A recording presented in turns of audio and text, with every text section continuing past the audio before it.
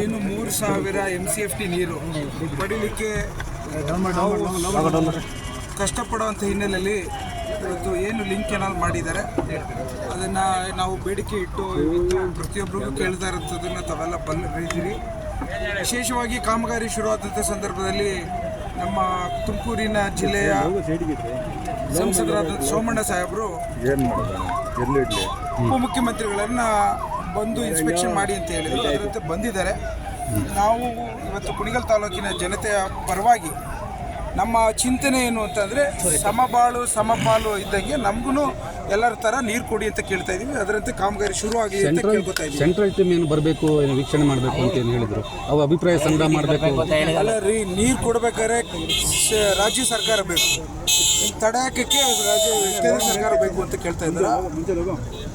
ಈಗ ನಾನು ಕೇಳ್ತೇನೆ, ಹಾಸನವರು ನೀರು ಕೊಡಲಿಲ್ಲ ಅಂದರೆ ಎಲ್ಲ ತಾಲೂಕಿಗೂ ನೀರು ಸಿಗ್ತಿತ್ತಾ? ಟೀಮ್ ಬರುವಂಥ ಸಾಧ್ಯತೆ ಇದೆಯಾ? ರಾಜ್ಯ ಸರ್ಕಾರದ ವಿಚಾರ, ರಾಜ್ಯ ಸರ್ಕಾರದ ತೆಗೆದುಕೊಂಡಂಥ ನಿರ್ಧಾರ.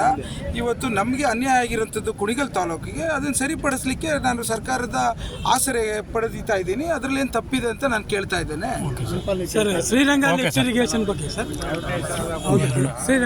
ಶ್ರೀರಂಗ ಲಿಫ್ಟ್ ಇರಿಗೇಷನ್ ನಮ್ಮ ಉತ್ತರದುರ್ಗ ಹೋಬಳಿಗೆ 19 ಕೆರೆ ತುಂಬುತ್ತೆ. ಅದನ್ನು 19 ಕೆರೆಗಳು ತುಂಬುವಂಥ ಒಂದು ಕಾರ್ಯಕ್ರಮ ನಡೀತಾ ಇದೆ. ಅವರು ನಮ್ಮ ಸ್ನೇಹಿತರು, ರಾಜಕಾರಣ ಮಾಡೋದು ಬಿಟ್ಟು ಪ್ರತಿಯೊಬ್ಬರಿಗೂ ವಿಶೇಷವಾಗಿ ಕುಣಿಗಲ್ ತಾಲೂಕಿನ ಜನ್ಮ ಕೊಟ್ಟವರು. ಆ ರೀತಿಯೆಲ್ಲ ಅವರು ತಡೆ ಹಿಡಿಯಲ್ಲ ಅಂತ ನಾನು ಭಾವಿಸ್ತೀನಿ. ವಿರೋಧ ಮಾಡ್ತಾರೆ ಆ ಕಾರಣಕ್ಕೋಸ್ಕರನೇ ಇವತ್ತು ಮಾನ್ಯ ಉಪಮುಖ್ಯಮಂತ್ರಿಗಳು ಮತ್ತು ಗುಬ್ಬಿ ಶಾಸಕರಾದಂಥ ವಾಸಣ್ಣವರು ಮತ್ತು ಜಯಚಂದ್ರ ಸಾಹೇಬರು ಎಲ್ಲ ಬಂದಿದ್ದಾರಲ್ಲ. ಈಗ ಅವರು ಒಪ್ಕೊಂಡಿದ್ದಾರೆ ಅಂತ ಸರ್. ನನ್ನ ಅನಿಸಿಕೆ ಪ್ರಕಾರ ಈಗ ಎಲ್ಲರಿಗೂ ಅರ್ಥ ಆಗ್ತಿದೆ.